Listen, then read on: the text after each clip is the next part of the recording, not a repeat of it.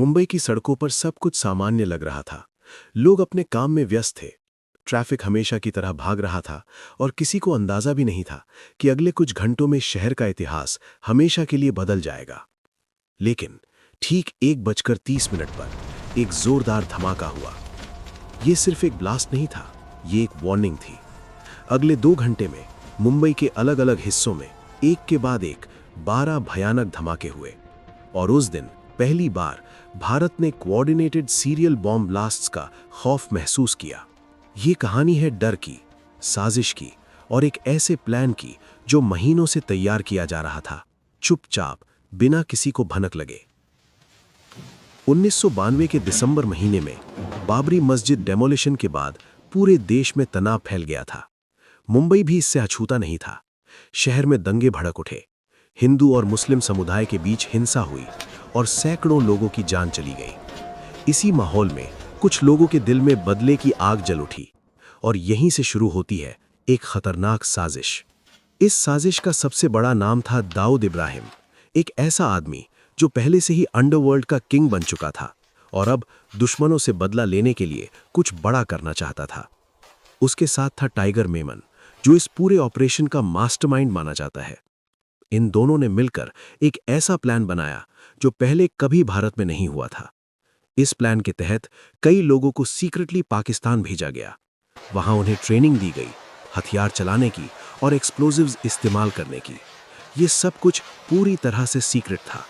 फिर भारत में स्मगलिंग के जरिए RDX जैसे खतरनाक एक्सप्लोजिव्स लाए गए।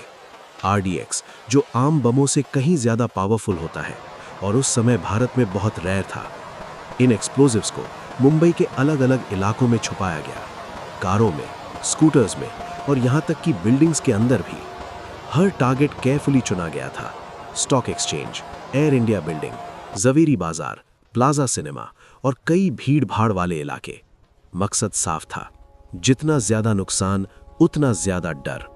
फिर आया 12 मार्च 1993 का दिन। सब कुछ तैयार था, घड़ियां सेट कर दी गई थी, टाइमिंग परफेक्टली प्लान थी और फिर दोपहर होते ही मुंबई हिल उठा। पहला ब्लास्ट हुआ बॉम्बे स्टॉक एक्सचेंज के बाहर। एक कार में रखा गया बम इतना पावरफुल था कि पूरी इमारत कांप उठी।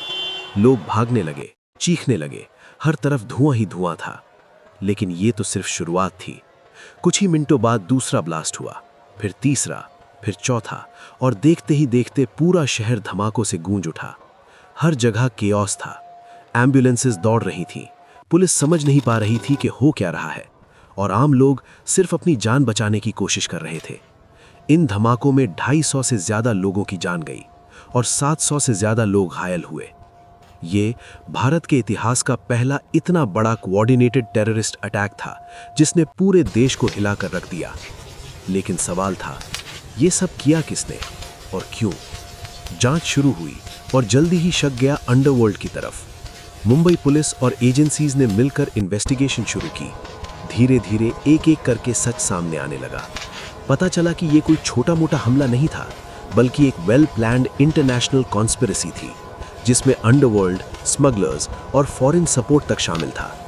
इस केस की जांच में सबसे बड़ा रोल निभाया सेंट्रल ब्यूरो ऑफ इन्वेस्टिगेशन और मुंबई पुलिस ने। सैकड़ों लोगों को गिरफ्तार किया गया।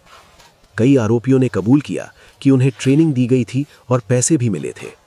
इस पूरे मामले में एक और नाम सामने आया, याकूब मेमन, जो इस साजिश का हिस्सा था और बाद में उसे भारत लाया गया।